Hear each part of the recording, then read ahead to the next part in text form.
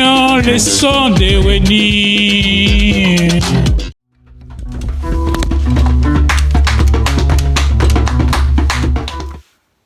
Bonjour, ce sont les live art de Charles Dimenet. Aujourd'hui, j'ai un personnage qui s'appelle Christian Thiroux. Quand je l'ai croisé, il m'a parlé d'un noble art, hein, comme le live art de Charles Dimenet.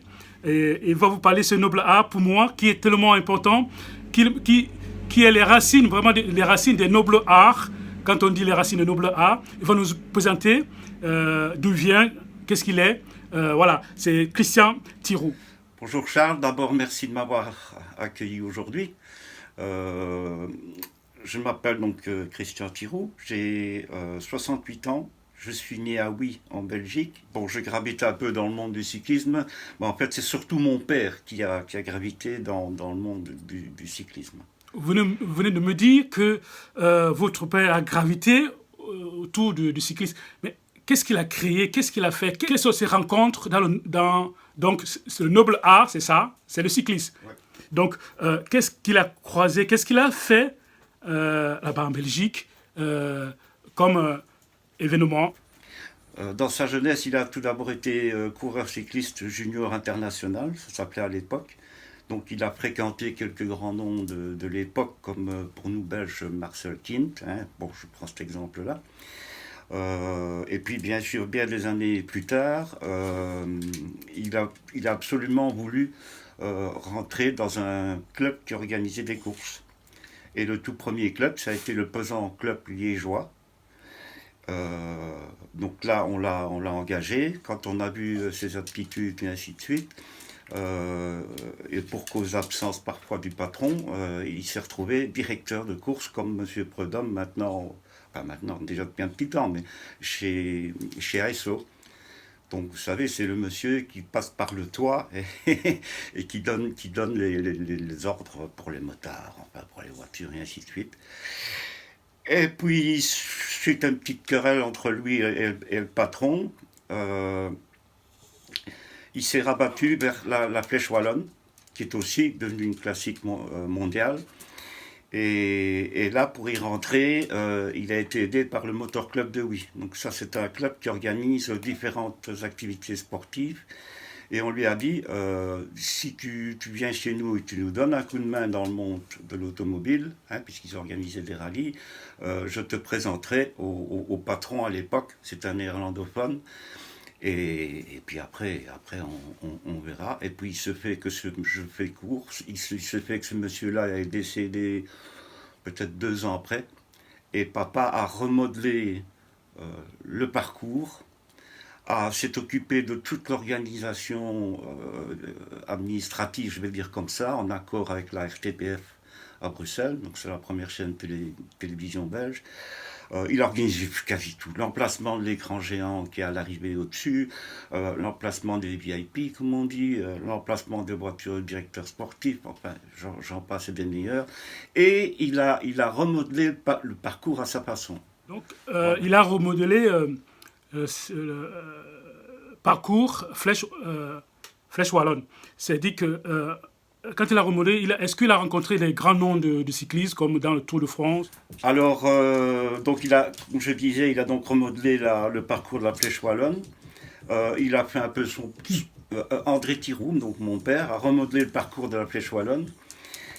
Et puis, le temps passant, ASO a racheté les droits de ces 2 grands classiques belges-là, la Flèche Wallonne et Liège-Bastogne-Liège.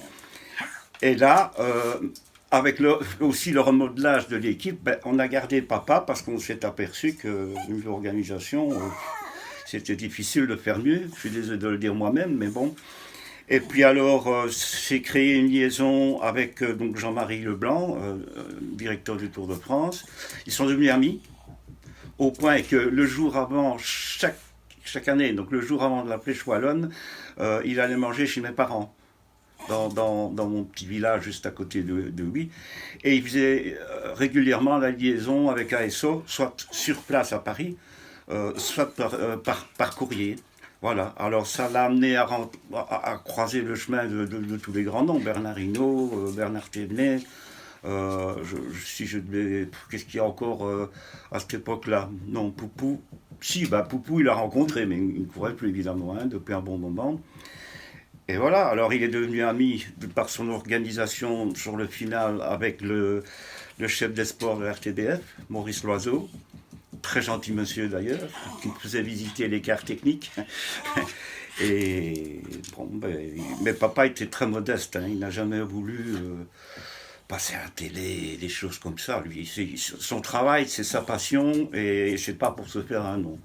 Là, je profite de l'occasion de parler de lui, donc mon père, André Pirou, parce qu'il est resté toujours en dehors de tout ce qui est, entre guillemets, public, et, comment dirais-je, le tape à l'œil, tout ça, il n'aime pas. Il a rencontré à peu près toutes les grandes vedettes belges, Claudie Criquelion, champion du monde, champion de Belgique, Philippe Gilbert, malheureusement, oui, si, il l'a connu, mais papa est décédé un peu plus tard, donc il n'est pas au courant de tout ce que Philippe Gilbert a fait.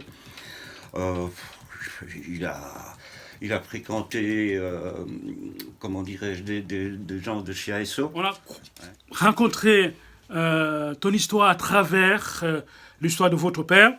Et moi, j'étais ravi que vous soyez avec nous dans les live art de Charles Dimenet.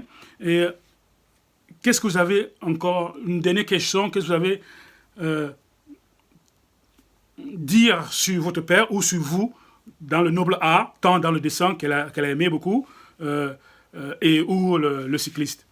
Alors une chose que je n'avais donc pas mentionné jusqu'à présent, parce que je ne peux pas raconter toute la vie de mon père et tout ce qu'il a fait, c'est pas possible. Donc il a donc eu deux passions, le monde du vélo en général, et alors le dessin. Et une de ses premières approches, je veux dire, du monde du vélo, c'était sur l'ancien vélodrome de Raucourt, au-dessus de Liège, où il a travaillé pour un journal et il faisait des caricatures. Il profitait que les coureurs venaient sur le terre-plein. Il faisait des caricatures des grands de l'époque.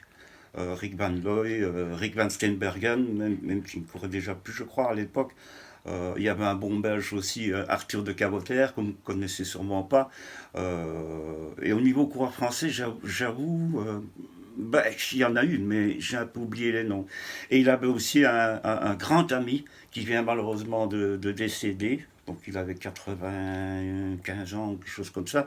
C'est Roger Hassenforder, qui est alsacien et qui tenait nos berches après sa carrière. Ils ont roulé ensemble. Je vous avais dit tout à l'heure, c'est le noble art, le cyclisme. J'ai une personne qui fait des caricatures, qui dessine. C'est vraiment, c'est un artiste. Hein? Donc, Christian, tu es vraiment dans le lieu, et votre père, je suis sûr, et il était le bienvenu, s'il était encore en vie, nous donnant cette passion que tu nous transmets.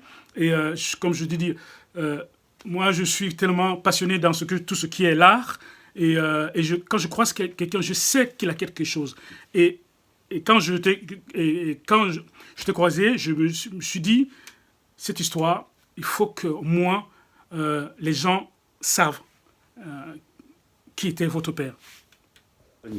Faire des recherches à ce niveau-là. Parce que ces gens-là doivent avoir... mon père aurait maintenant 90 ans, hein, quelque chose comme ça. Donc, on ne sait jamais.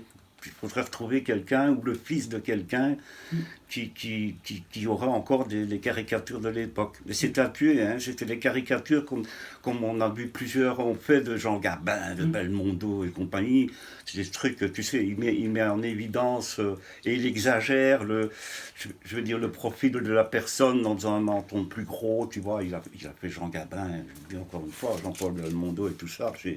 Et puis il y a des jeunes après qui ont fait évidemment... Et c'était quelle ville? Quand tu faisais ça, il était quelle ville en Belgique? Les caricatures, oui. C'était à Liège, au l'ancien vélodrome de Raucourt. Liège, okay. Ouais. Ça s'appelait comme ça, Raucourt, c'est ROC, comme rock, O-U-R-T. Parce que sans eux, nous sommes rien, quoi. Ouais. C'est eux qui ont balisé le chemin. Ouais.